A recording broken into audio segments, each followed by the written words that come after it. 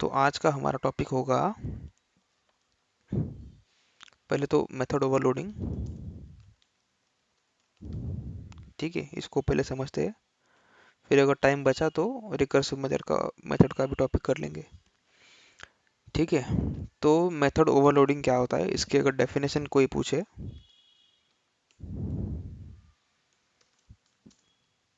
तो simple terms में, बहुत सिंपल टर्म्स में, ठीक है, बहुत सिंपल टर्म्स में इसको बोला जाएगा कि same method name with different parameter list. ठीक है, बहुत सिंपल टर्म्स में इसको क्या बोल जाता है, मेथड नेम्स एकदम same with different parameter list. पर कब होगा ये, multiple methods with same different name and same method name and different parameter list, वो भी कब, with in a same class. ठीक है, तो क्या होता है method overloading, multiple methods with same name and different parameters with in a same class, उसको क्या बोला जाता है, मेथड ओवरलोडिंग।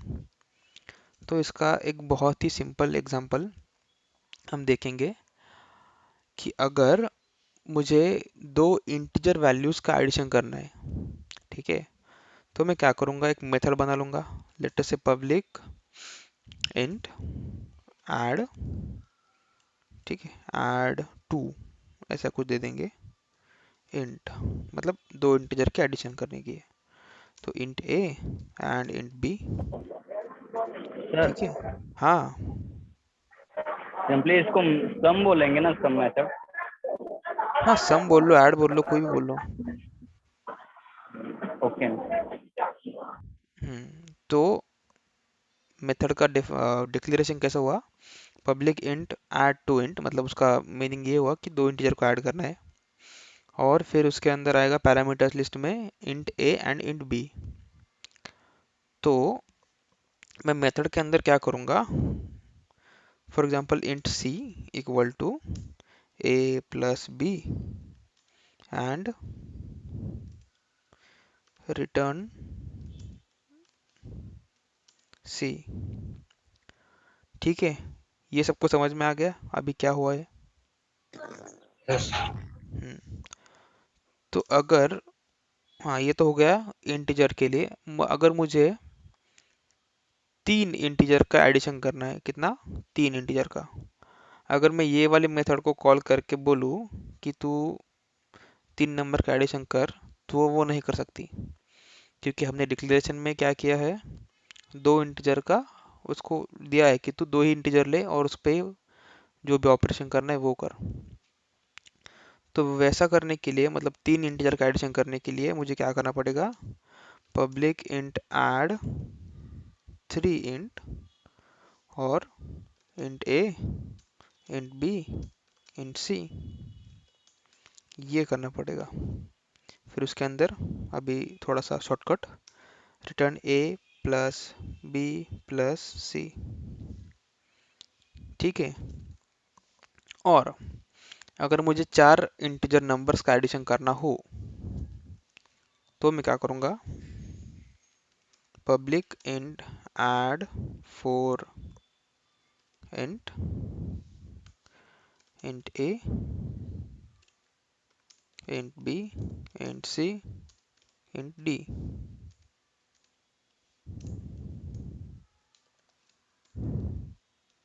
फिर इसके अंदर return a plus b plus c plus d. सबको समझ में आ रहा है। Yes sir. Yes sir. तो हमने तीन चीज़ों के लिए तीन मेथड बनाई, राइट। अब इसमें देखो, लॉजिक एक ही है, लॉजिक क्या है, ऐड करना है बस, और हर बार चेंज क्या हो रहा है, बस नंबर ऑफ वैल्यूज जो मुझे मिल रहे हैं। ठीक है, समझ में आ रहा है। Yes sir. हाँ, तो अभी मुझे क्या करना पड़ेगा? देखो, हर एक जो मेथड है उसका नाम अलग है। ठीक है, add three int, add four int, add जो जो भी इंट है। तो इससे क्या होगा ना, इससे होगा कंफ्यूजन डेवलपर को कि कितने नंबर्स के लिए मुझे कौन सी वाली मेथड को कॉल करना पड़ेगा। ठीक है, अभी हमने ऐसे अगर किया, समझो कि बहुत सारे नंबर्स हैं हमारे पास। ठीक है, आपको हर बार अलग अलग नंबर ऑफ वैल्यूज मिल रहे हैं और आपको हर बार अलग अलग मेथड को कॉल करना पड़ेगा। ऐसा अगर आपके पास सिनेरियो है तो आपको बहुत दिमाग लगाकर काम करना पड़ेगा कि थ्री के लिए ऐड थ्री इंट ही करो, फोर इंट के मतलब चार इंटीजर के लिए ऐड फोर, यार गलत हो गया क्या? थ्री इंट के लिए add three int, four integers के लिए ऐड फोर इंट। ऐसा मतलब अगर गलती से आपको, अभी समझ लो ये मेन मेथड है। ठीक है, अब आप आपके पास है चार नंबर, इंट ए उसके अंदर है टेन, इंट बी उसके अंदर है ट्वेंटी, इंट सी उसके अंदर है थर्टी, या फिर समझ लो तीन नंबर है आपके पास और आपको कॉल करना था ऐड थ्री इंट को। फिर उसके अंदर क्या करोगे आप? ए बी सी को पास करोगे। फिर जो भी उसका आउटपुट आएगा उसको कहीं एक जगह पर स्टोर कर लोगे, मतलब int sum equal to something.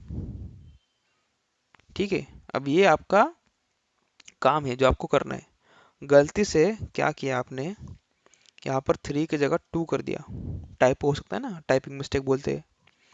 तो आपको थ्री इंट को कॉल करना था, आपने टू को कर दिया। फिर हो जाएगा प्रॉब्लम। ठीक है, फिर वो उसमें एरर क्या आएगा कि आप इस मेथड को, जो कि बस दो ही इंटीजर को एक्सेप्ट कर सकते हो, आप उसको तीन इंटीजर पास कर रहे हो, विच इज़ नॉट अलाउड। ठीक है, तो इसमें प्रॉब्लम क्या होगी कि आपको अगर बहुत सारे नंबर से, हंड्रेड्स ऑफ नंबर से, तो आपको हंड्रेड मेथड बनानी पड़ेगी, वो तो सही है समझो, पर उसका नाम भी याद करना पड़ेगा। तो उसमें बहुत दिक्कत होती है। तो ऐसी दिक्कत को कम करने के लिए एक टेक्निक है जिसको हम यूज़ करते हैं, उसका नाम होता है मेथड ओवरलोडिंग।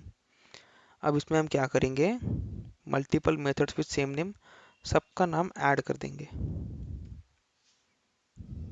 ठीक है, हर एक इसका मेथड का नाम ऐड। ठीक है, तो अभी आप बोलोगे सर सबका नाम तो ऐड कर दिया, तो प्रॉब्लम क्या आ जाएगा? प्रॉब्लम तब आएगा जब उसका नाम भी सेम है और पैरामीटर लिस्ट भी सेम है। मतलब अगर मेथड का नाम दोनों का ऐड है और दोनों भी अगर दो ही नंबर ले रहे हैं सेम क्लास के अंदर, तो आपको आएगा एरर। तो उसके लिए अगर आप मेथड ओवरलोडिंग का यूज़ करना चाहते हो तो आप नाम ले सकते हो सिमिलर, बट आपको पैरामीटर लिस्ट में कुछ ना कुछ थोड़ा बहुत चेंज करना पड़ेगा। तो ये होता है कॉन्सेप्ट मेथड ओवरलोडिंग का। तो इसको हम एक बार अपने इंटेलिजेंस में देखते हैं क्या होता है।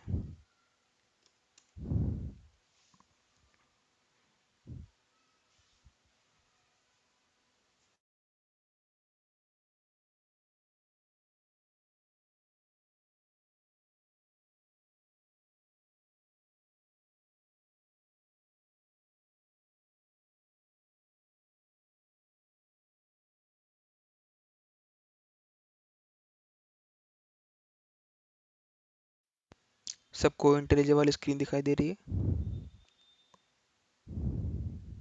Yes sir. ओके, तो हमने शायद गलती से पैकेज बनाया ही नहीं था मेथड का।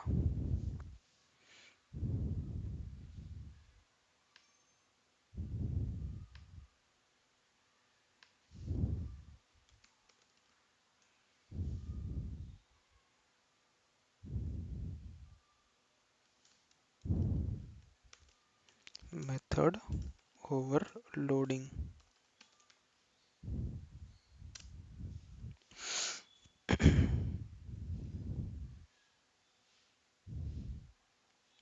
स्पेलिंग में गड़बड़।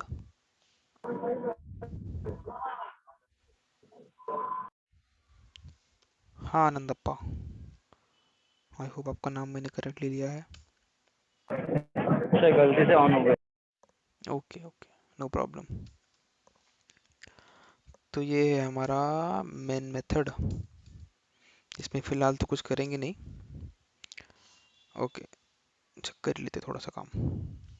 तो मेरे पास है एक नंबर 10, फिर 20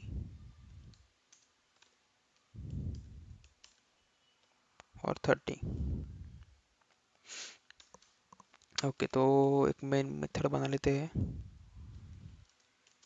public static int add int A and int B.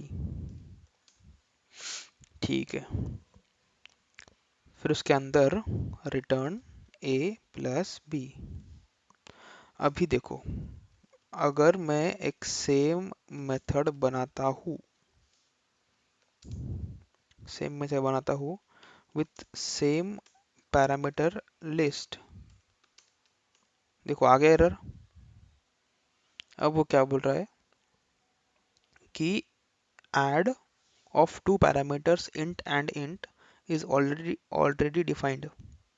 मतलब आप सेम मेथड को विथ सेम पैरामीटर लिस्ट नहीं ले सकते, तो उसमें आपको चेंजेस करना पड़ेगा, और वो होगा to add a new parameter to it. और यहाँ पर आप क्या करोगे, return a plus b plus c. चलो, तो अब अगर मुझे एक मेथड को कॉल करना है, अच्छा इसको थोड़ा सा सिंपल बनाते हैं। और अब मैंने समझो ऐड को कॉल किया, जो कि दो पैरामीटर ले रहा है, तो मैं क्या करूँगा, ए और बी को पास कर दूंगा। अब अगर मेरे पास दो ही नंबर है तो ठीक है, तो 10 प्लस 20 30 आना चाहिए आउटपुट में रिजल्ट। आया। अगर सेम मेथड को मैं with a different parameter pass करता हूँ, तो मुझे आउटपुट उसी के अकॉर्डिंग मिलना चाहिए। मतलब 10 प्लस 20 30 प्लस 20 60, तो 60 होना चाहिए मेरा output. So this technique is called as method overloading. अब इसमें किसी को कोई दिक्कत? No no sir. Sir. Sir yes और नो? No sir sir. वो जो हम्म। आप system dot out dot no print sir. LN ले रहे हो ना, हाँ, मतलब वो वर्क कर रहा है ना, मतलब वही एडिंग कर रहा है ना। नहीं ऐड ये मेथड कर रही है, ये ये देखो। रिटर्न रिटर्न फिर वो क्या वर्क कर रहा है, कौन सा? ये system dot out dot print LN. एक मिनट, अभी मैंने एक मेथड ये वेरिएबल बनाया, जिसके अंदर मैं क्या कर रहा हूँ, जो भी नंबर्स की एडिशन होगी उसको सेव कर रहा हूँ। तो मतलब ऐड ए बी सी जो है, मतलब ये मेथड को कॉल होगा, फिर उसके अंदर आएगा 10 प्लस 20 प्लस 30। ठीक है, दोनों के तीनों का एडिशन होके रिजल्ट जो है 60, वो जाएगा रिटर्न। ठीक है, अब वो रिटर्न तो जा रहा है, मतलब उसको कोई एक्सेस करने वाला भी होना चाहिए ना। तो वो जो नंबर है 60, वो मैं कहाँ पर स्टोर कर रहा हूँ, सम वेरिएबल के अंदर। और मैं देखो अभी इसको ऐसे छोड़ दूंगा तो कुछ वो प्रिंट करेगा नहीं। ठीक है, आउटपुट एकदम रिकम आएगा, क्लियर एकदम। अब मुझे अगर उसका आउटपुट प्रिंट करना हो, तो मुझे कुछ तो प्रिंट करना पड़ेगा, मतलब सम के अंदर जो भी वैल्यू है उसको थोड़ा सा और अच्छे से दिखाने के लिए ऐसे ही कर सकते हैं, एडिशन इज और सम is.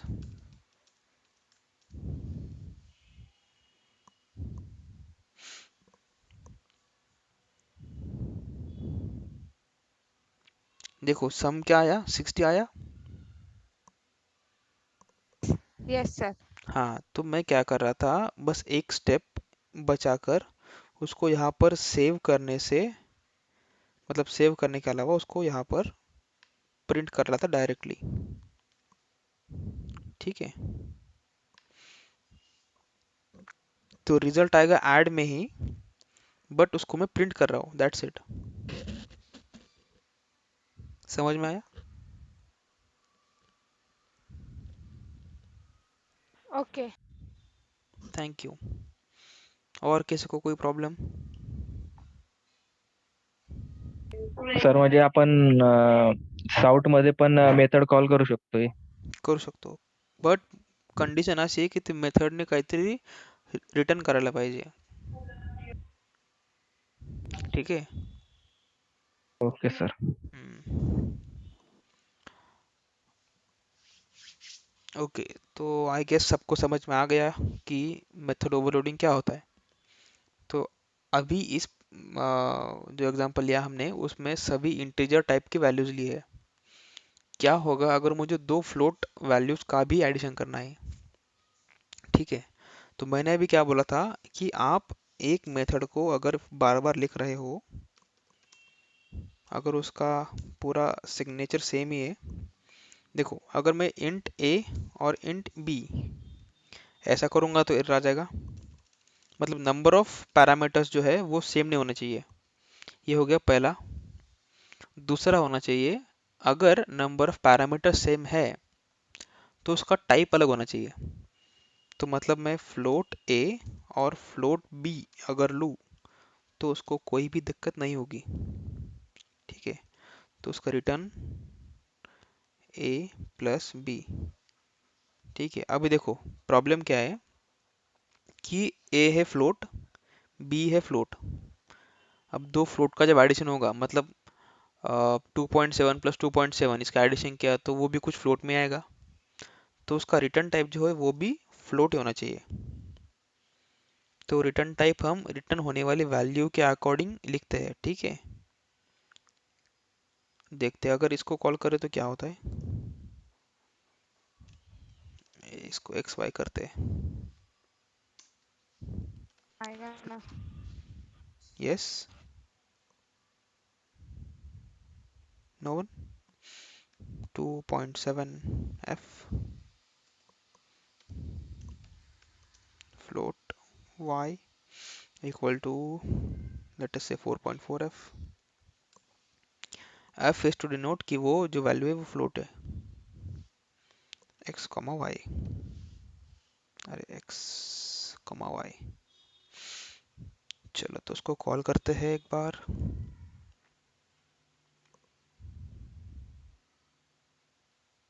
And the sum is 7.100004. ठीक है, तो सबसे पहली बात नंबर ऑफ पैरामीटर्स, दूसरी दूसरी बात टाइप ऑफ पैरामीटर्स. ठीक है, फिर टाइप के अकॉर्डिंग आएगा रिटर्न टाइप. ओके ठीक है, तो दो इंटीजर का भी हो गया, दो फ्लोट का भी हो गया. अब मुझे चाहिए एक इंटीजर और एक फ्लोट. तो वो भी देखते हैं. Public static. अभी देखो, दो अगर मैं नंबर्स का एडिशन करूं जिसमें से एक जो वैल्यू है वो फ्लोट है, तो रिजल्टेंट वैल्यू मतलब सम वैल्यू जो होगी वो इंटीजर होगी या फ्लोट होगी? फ्लोट. फ्लोट. तो उसके लिए फ्लोट ऐड इंट ए फ्लोट बी. ठीक है, एक बात बताना थोड़ा सा ज़रूरी है कि ऐसा कोई कंपल्सन नहीं है कि आपको ए बी ही यूज़ करना है. ठीक है, आप नम वन नम टू ये वो जो भी एक्स वाई जेड आपको नाम रखना है वो रख सकते हो. Return a plus B. देखो, अभी मैं एक बार ए को कॉल मतलब ए पास करूंगा जो कि इंटीजर है, और वाई पास करूंगा जो कि फ्लोट है. इसका भी आंसर देखते हैं.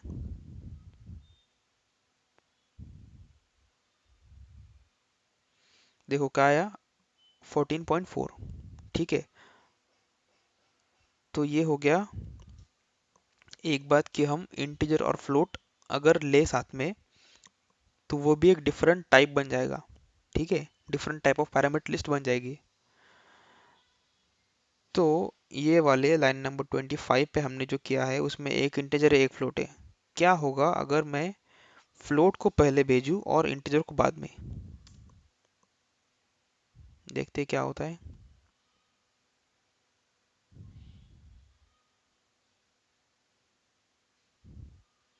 तो क्या हमने ऐसा कुछ किया है? हाँ, उसने क्या किया, इसको कॉल कर दिया, इसको कॉल नहीं करना है दोस्त। वो टाइप कास्ट करके उसने कॉल किया है, देखते हैं।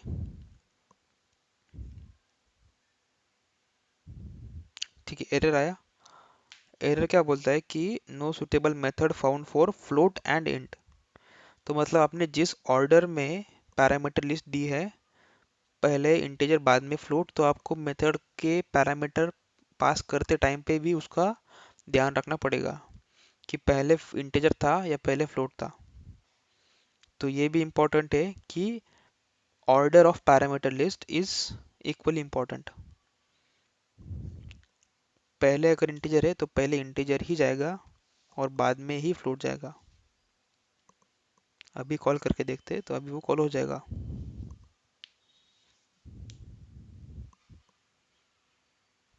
12.7।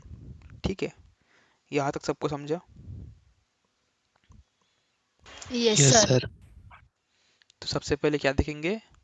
नंबर ऑफ पैरामीटर्स, फिर टाइप ऑफ पैरामीटर्स, फिर ऑर्डर ऑफ पैरामीटर, मतलब order of type of parameter जो भी है उसके ऑर्डर के अकॉर्डिंग आपको नंबर्स पास करने होंगे। तो ये थी हमारी मेथड ओवरलोडिंग। तो अगर आपको इस पे असाइनमेंट कुछ आया तो क्या आप अभी इसको सॉल्व कर सकोगे? Yes sir.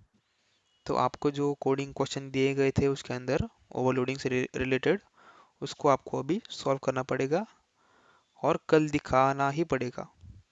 Sir you written int A int B sir then X and Y कैसे ऐड हो रहे हैं? एक्स एंड वाई ऐड हो रहे हैं इसकी वजह से। मतलब देखो, ये जो हमने किया था वो प्योरली फ्लोट के लिए था। हाँ अच्छा, ये ए बी की वजह से बोल रहे हो क्या? Yes sir. देखो, ये इसको जो बोलते हैं इसको बोलते हैं फॉर्मल पैरामीटर्स। ठीक है, इसका नाम कुछ भी हो सकता है। यहाँ पे x Y Z, num, num to, कुछ भी दे दूँ। मतलब देखो, प्रॉब्लम क्या है, मतलब कंसेप्ट क्या है कि जो भी नंबर मैं वेरिएबल का यहाँ पर दे रहा हूँ पैरामीटर लिस्ट के अंदर, वही वेरिएबल का नाम मुझे अंदर यूज करना पड़ेगा, ऐसे। तो ए बी का मतलब ये नहीं कि उसमें इंटीजर ही आएगा। ठीक है, नाम कुछ भी हो सकता है, बट उसको जो नाम आपने पैरामीटर लिस्ट के साथ दिया है पैरेंथेसिस के अंदर, उसी को आप यूज कर सकते हो। और उसका जो स्कोप रहेगा वो भी उसी के अंदर रहेगा। मतलब मैं बाहर अगर नम वन नम टू को कॉल करके देखूँ, देखो फॉर एग्जांपल मैंने अगर यहाँ पर नम वन मतलब नम प्लस नम टू किया, तो वो एरर देगा क्योंकि नम और नम टू नाम का कोई भी चीज इस ब्लॉक के अंदर नहीं है। ठीक है, तो ये है फॉर्मल पैरामीटर्स जो हम पैरामीटर लिस्ट के साथ देते हैं, और एक्चुअल पैरामीटर्स ये है जो हम पास करते हैं। Got it? Yes sir, thank you. Most welcome. अभी सर मेरे को ना क्वेश्चन में डाउट है। कौन कल से वाले? जो असाइनमेंट दिया था, हम्म। फर्स्ट वाला मैंने बोला ना, मैंने हाफ मतलब करने को लिया है कोडिंग का, उसमें से इंटर फ्लोट अभी हमने डाला वैसा टाइप का कुछ। एक मिनट है, मैं देखता हूँ जरा स्क्रीन कौन सी है वो। उसका थर्ड पॉइंट है फर्स्ट क्वेश्चन का, ओवरलोडिंग टेक्निक का ही है वो। ठीक है, सर ये वाला, हाँ ये फोर्थ हाँ, वाला। इसमें थर्ड पॉइंट। थर्ड, हाँ, accept two double type accept data. Two double data हाँ as parameter and return their sum. इसमें क्या दिक्कत है भैया? सर, मतलब वो अभी आपने सिखाया ना इंटर फ्लोट, मतलब वो वाला यूज करना है ऐसे टाइप का कुछ। इंटीजर फ्लोट का नहीं करना है आपको। इसमें क्या दिया है, दो डबल डेटा चाहिए ना, तो डबल डेटा देना है बस। डबल डेटा मतलब देखो, डबल टाइप मतलब डबल अलग अलग टाइप के नहीं, हाँ डबल नाम का एक डेटा टाइप है जावा के अंदर। अच्छा। हाँ, जो कि डेसिमल पॉइंट मतलब उसमें ही लेता है। जैसे देखो, यहाँ पर मैं अगर एक वेरिएबल को पी लेते इसका नाम 4.5। तो ये देखो, ये डबल जो है ये एक टाइप है, ठीक है। तो तो सर हम फ्लोट फ्लोट भी तो ले रहे हैं, तो वो फ्लोट और डबल एक ही हुआ ना? हाँ, तो आपका जब ये लेक्चर हुआ था डेटा टाइप का, तो उसमें आपको हाँ बताया रहेगा। हाँ। नहीं पता। नहीं पता? ये बताया नहीं था, बट ठीक है मैं बताता हूँ। इसका जो रेंज है डबल का, वो फ्लोट से ज़्यादा होता है। मतलब एक नंबर जो आप फ्लोट में स्टोर नहीं कर सकते हो, जो कि डेसिमल मतलब पॉइंटर टाइप का है, मतलब 2.27 ऐसे टाइप का जो डेटा है बड़ा वाला, जो फ्लोट में स्टोर ना हो, वो आप डबल में स्टोर कर सकते हो। जब मतलब जैसे इंटीजर में कोई डेटा अगर स्टोर नहीं होता है तो हम लॉन्ग यूज़ करते हैं, वैसे ही अगर कोई डेटा फ्लोट में हम यूज़ नहीं कर सकते, फ्लोट में स्टोर नहीं कर सकते, तो वो डबल में स्टोर होगा। ठीक है, इसके रेंजेस ओके। अलग अलग है, रेंजेस बहुत बड़ी डबल की। और फ्लोट जो है वो अच्छा। चार 4 बाइट्स का होता है फ्लोट। डबल जो है वो 8 बाइट्स का होता है। ठीक है, 4 बाइट्स एंड 8 बाइट्स। फिर उसके अकॉर्डिंग उसके बिट्स निकलेंगे और फिर उसके अकॉर्डिंग उसकी साइज निकलेगी। ठीक है, तो डबल मतलब अलग अलग नहीं, हाँ डबल टाइप का ठीक डेटा। है सर। और कोई आगे बढ़े? हाँ ठीक है, समझा। हाँ सर हाँ मला सर। हाँ मोहिनी। सर आपण इथे पब्लिक स्टॅटिक फ्लोट ऍड म्हणजे रिटर्न टाइप फ्लोट घेतला ना? हाँ वाला हो हा फ्लोट रिटर्न नाही, टाइप। 3 नंबरचा सर. 3 नंबरचा, हाँ। ते इंटिजर आणि फ्लोट आहे, जर आपण यांची ऍडिशन केली तर म्हणजे इथे फ्लोटच्या जागी इंटिजर केलं तर हम्म, ते रन होईल का सर? नहीं। आता मग हा इथे इंटिजर आणि फ्लोट आहे ना, तर मग दोघातून एक आपण फ्लोट घेतला तेव्हा रन झाला, आता इंटिजर का बरं नाही होणार? बराबर, ठीक है ठीक है। 10 + 5.5 ऐड कर बरं। 10 + 5.5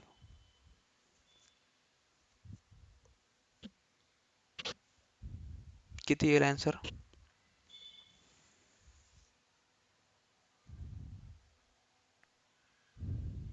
मोहिनी,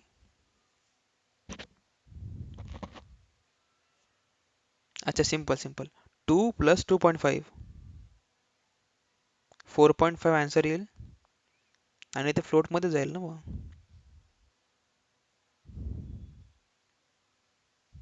अरे गई क्या मीटिंग छोड़ के? असं बोले. हाँ, तो अगर दो नंबर्स का एडिशन कर रहे हैं हम जिसके अंदर एक फ्लोट हो, मतलब 2 + 2.5 अगर हम करेंगे तो क्या आएगा? 4.5 आएगा। Yes sir. और वो क्या होगा? फ्लोट, तो इसलिए फ्लोट लिखा फ्लोट ही है। लेना पड़ेगा सर. हाँ। ठीक है. ओके, तो ठीक है हम आगे बढ़ते हैं। अभी क्या टाइम हुआ है? 41। ठीक है, एक टॉपिक को हम स्टार्ट करेंगे और शायद कल जाके उसको एंड कर देंगे। तो उसके लिए चलते हैं नोटपैड के ऊपर।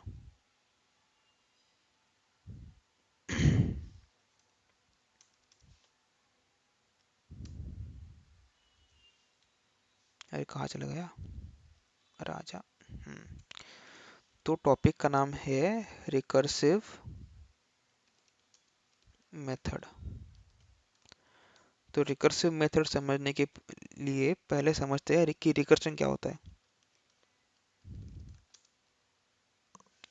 तो जो भी बीएससी इंजीनियरिंग वाले स्टूडेंट्स हैं, फर्स्ट ईयर में आपको बताया गया रहेगा कि रिकर्शन क्या होता है, जब सी सी प्लस प्लस पढ़ाते हैं, बेसिक बेसिक चीज़ें। तो बताइए ज़रा रिकर्शन क्या होता है?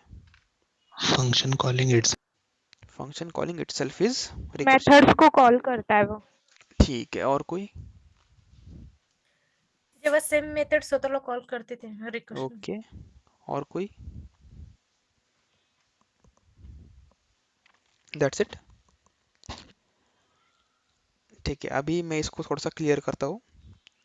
देखो हमारे पास दो नाम है, एक है रिकर्शन और दूसरा है रिकर्सिव मेथड।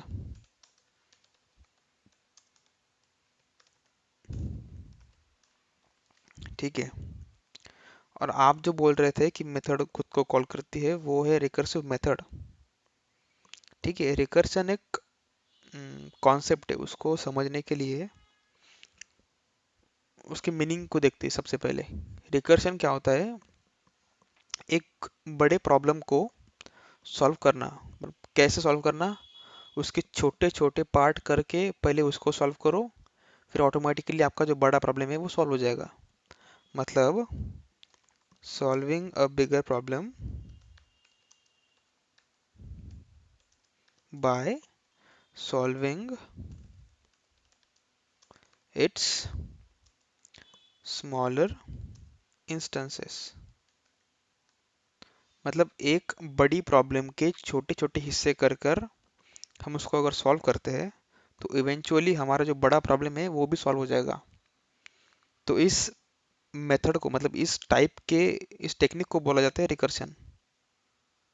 ठीक है, और आप जो बोल रहे थे कि एक मेथड जो खुद को कॉल करती है उसको रिकर्शन कहा जाता है, उसको रिकर्सिव मेथड बोलते हैं।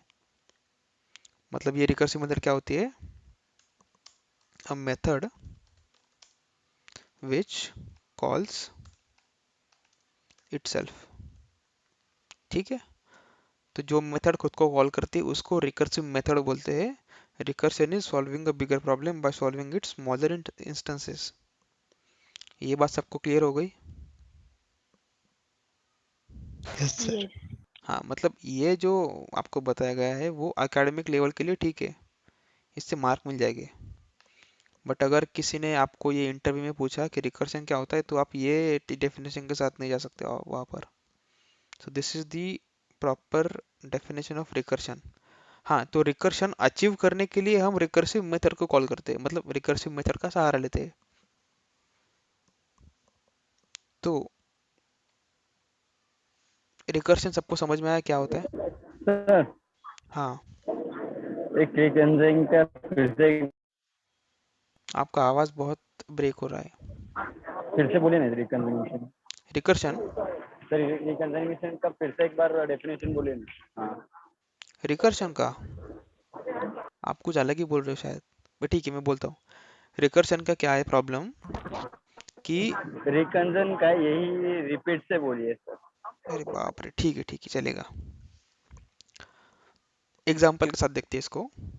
अगर मैं बोलूँ आपको कि sum of first 10 natural numbers आपको निकालना है। ठीक है, प्रॉब्लम क्या है? आपको सम ऑफ फर्स्ट 10 नेचुरल नंबर्स निकालना है। नेचुरल नंबर क्या होते हैं? 1 2 3 4 5 से लेकर आगे तक। तो बेसिकली आपको करना क्या है? 1 2 3 4 5 6 7 8 9 एंड 10। तो ये आपके पहले 10 नंबर हो गए नेचुरल वाले, तो इसको आपको ऐड करना है अभी। ठीक है, तो इसको आप डायरेक्टली ऐड करने जाओ तो आपको एक चीज़ लगेगी loop.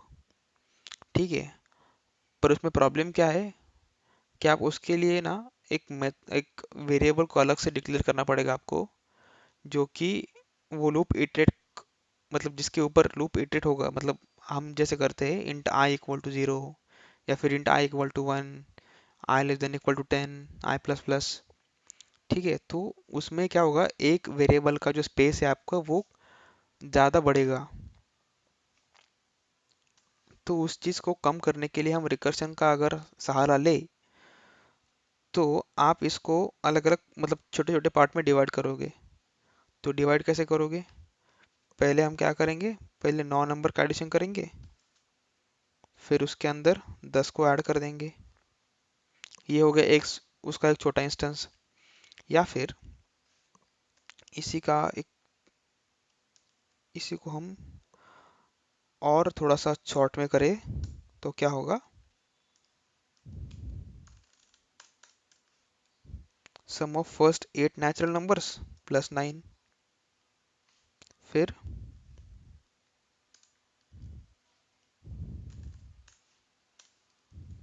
Some of first 7 natural numbers plus 8। तो अब क्या कर रहे हो?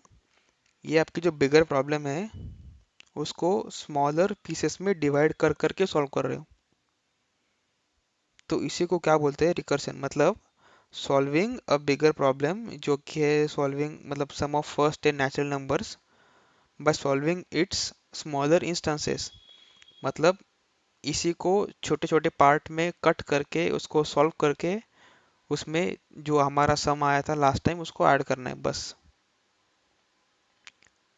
अब दिखने के लिए थोड़ा सा हार्ड हो सकता है, जिसने अभी तक रिकर्शन करना इस टॉपिक समझा है, तो उसी के लिए एक ही टिप है बस, कि हम एक ही प्रॉब्लम को सॉल्व कर रहे हैं। ठीक है, एक ही प्रॉब्लम को सॉल्व कर रहे हैं बस, उसको सॉल्व कर रहे मतलब एक स्टेप बाय स्टेप सॉल्व कर रहे हैं। जैसे हम पहले एक नंबर का एडिशन कर लेंगे। ठीक है, sum of first one natural number plus one, फिर इसका आएगा टू, फिर sum of first two natural numbers plus three, तो ऐसा। ठीक है, तो ये होता है रिकर्शन। एक बड़ी प्रॉब्लम को छोटे छोटे पीसेस में डिवाइड करके सॉल्व करना इज रिकर्शन। अभी किसी को कोई प्रॉब्लम डेफिनेशन में? No sir. तो आपको अगर कोई पूछे कि रिकर्शन और रिकर्सिव मेथड में क्या डिफरेंस है, तो आप बता पाओगे? Yes sir. Yes sir. Okay, तो चलो इसका एक एग्जांपल देखते हैं, इसी को सॉल्व करेंगे हम। इंटेलिजेंट वाली स्क्रीन दिख रही है? Yes, sir. यस।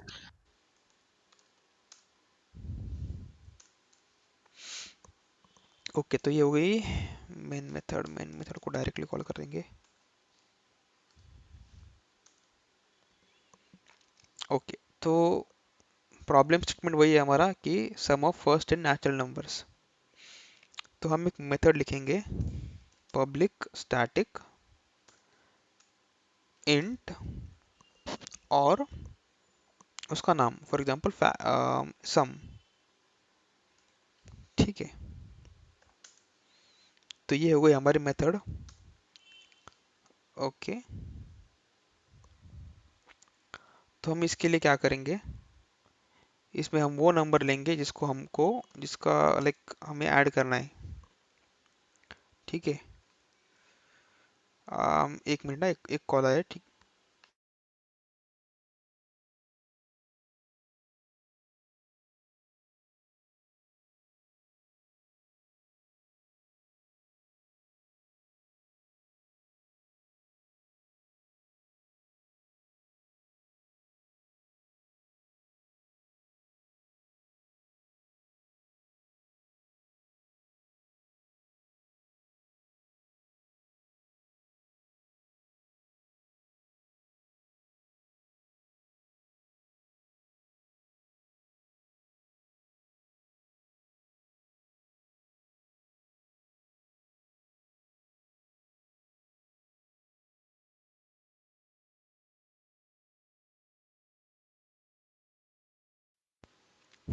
ओके, तो आवाज आ रहा है मेरा?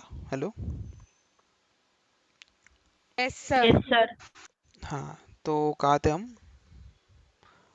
सम के ऊपर ना, sum of first natural numbers. Okay, तो इसमें दो पार्ट आएंगे अभी। एक होगा आपका मेन लॉजिक और दूसरा पार्ट होगा बेस कंडीशन। ये नाम थोड़े से हैवी है, इसका आप अभी टेंशन मत लो। तो मेन लॉजिक क्या होता है ना, आपको सम निकालना है, तो मतलब आप क्या करोगे, इस प्रॉब्लम के लिए एडिशन, और जो बेस कंडीशन होगा वो होगा आपका स्टॉपिंग पॉइंट। मतलब आपको कहाँ तक जाना है, अगर मैं 10 से स्टार्ट कर रहा हूँ तो मैं जाऊंगा 1 तक, उसके नीचे नहीं जाऊंगा। ठीक है, तो उसको अभी देखते। सबसे पहले मेन लॉजिक लिखते। मेन लॉजिक क्या है हमारा, रिटर्न समथिंग। रिटर्न क्या करना है आपको, देखो सम ऑफ n-1 प्लस n। अभी इसका मतलब ये है कि जैसे हमने 1 प्लस 2 2 प्लस, अरे प्लस किधर गया, 2 प्लस 3 प्लस 4 5 प्लस, किधर किधर प्लस ज़्यादा हो गया, 8 9 एंड 10। तो हम अभी क्या कर रहे हैं, हम ये कर रहे हैं कि पहले 9 नंबर का सम निकालो, फिर उसके अंदर 10 को ऐड कर दो। मतलब अगर n के साथ 10 वैल्यू आ रही है, मतलब देखो int n इक्वल टू 10, ठीक है, तो सम के अंदर क्या होगा, 10 जाएगा। यहाँ पर मैं इसको अगर कॉल करता हूँ n, इसको प्रिंट भी करना पड़ेगा। ओके, तो क्या हो रहा है देखो, सम को कॉल किया, उसके अंदर क्या पास किया, 10। यहाँ तक सबको समझा? Yes sir. हाँ, तो उसके अंदर देखो, मतलब मुझे क्या करना है, 10 नंबर का सम निकालना है। तो मैं क्या बोल रहा हूँ कि पहले 9 नंबर का सम निकालेंगे, फिर उसके अंदर 10 ऐड कर देंगे। बात तो एक ही हुई ना। Yes sir. हाँ, तो बस वही लिखा है कि सम ऑफ n माइनस 1, फिर उसके अंदर जो भी n की वैल्यू है, अभी फॉर एग्जांपल 10 है हमारे पास, तो 10 आ जाएगा। तो sum of first 9 natural numbers plus 10। तो जो चीज़ यहाँ पर आपको दिख रही है कमेंटेड में, वो हो रही है यहाँ पर इस लाइन नंबर 14 पर। देखो यहाँ पर सिंबल भी बन गया रिकर्शन का, कि ये खुद ही को कॉल कर रही है। बट ये कहाँ तक कॉल करेगी, देखो 10 पास किया तो फर्स्ट टाइम वो कॉल होगा तो 9 आ जाएगा, फिर 8, फिर 7 6 5 4 3 2 1, फिर 0, फिर -1 -2 -3 -4। हमको माइनस में नहीं जाना है, राइट। मतलब ये क्या हो गया, एक इनफाइनाइट कॉल हो गया, उसके अंदर कोई ब्रेकिंग पॉइंट है ही नहीं। तो उसके अंदर ब्रेकिंग पॉइंट लगाने के लिए हम क्या करेंगे, इफ कंडीशन का इस्तेमाल करेंगे, और n इज ग्रेटर देन और इक्वल टू 1, या फिर जब n की वैल्यू 0 हो गई, कुछ नहीं करना है, रिटर्न 0।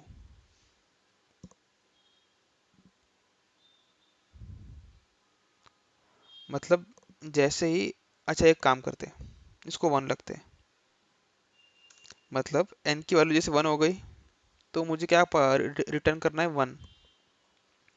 देखते इसको कॉल करके देखते एक बार क्या बोलता है ये, कुछ एरर वगैरह आया तो उसको भी देख लेंगे।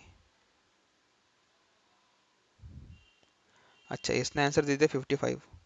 आप सब लोग मैन्युअली देखो कि 1 plus 2 plus 3 plus 4 plus 5 plus 6 plus 7 plus 8 plus 9 plus 10, इसका सम क्या आता है। अगर वो 55 के इक्वल हुआ तो हमारा आंसर सही है, या तो गलत है। करेक्ट है सर। करेक्ट है। तो यस मतलब सर। क्या हो रहा यस है, सर हम, करेक्ट। हाँ वेरी गुड, तो हम सेम चीज को अलग अलग टुकड़ों में डिवाइड कर रहे हैं, और उसको सॉल्व करके सबको ऐड करके उसको रिटर्न कर रहे हैं। मतलब देखो अभी ये समझाने जाऊंगा ना तो अभी टाइम टाइम तो बहुत लगेगा, तो वो होगा नहीं अभी। तो आप बस इसी दो चीज़ों को देखो, कि एक मेन लॉजिक और एक बेस कंडीशन। तो ये जो आपने यहाँ पर किया है वो है मेन लॉजिक, जो कि एडिशन वाला पार्ट है, और ये जो हमने इफ कंडीशन लगाई है वो है बेस कंडीशन। बेस कंडीशन का काम क्या है, उसके ब्रेकिंग पॉइंट को बताना, मतलब कहाँ पर जाके उसको रोकना है वो बताना। कल हम इसको बकायदा पेंट में ड्रॉ करके देखेंगे, ठीक है। तो अभी तक इसमें कोई प्रॉब्लम, रिकर्शन और रिकर्सिव मेथड के अंदर, या फिर मेथड ओवरलोडिंग में? No no. तो ठीक है, कल तक सबके असाइनमेंट्स कंप्लीट होने चाहिए। Now we are stopping the sharing, and also I have to stop the recording.